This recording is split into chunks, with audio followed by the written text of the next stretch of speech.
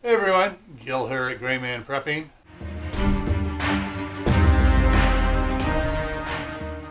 On this episode of Your Prep for Today, I want to talk to you about storing some dried beef. And some of you are going to go, what he's talking about? Others are going to know exactly what I'm talking about immediately.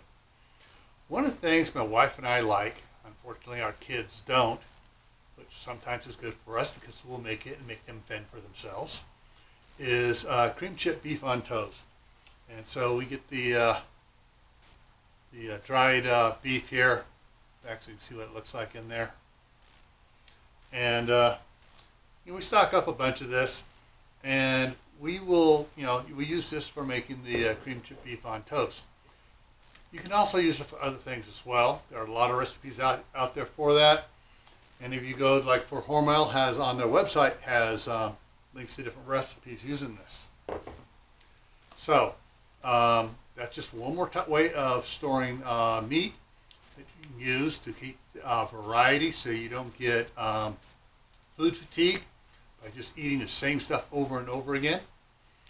All right. So before I take off, I'm going to put a link to a video up here.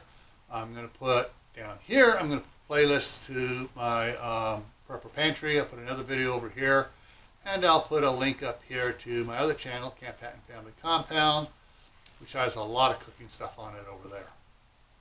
All right, take care, and I'll see you around.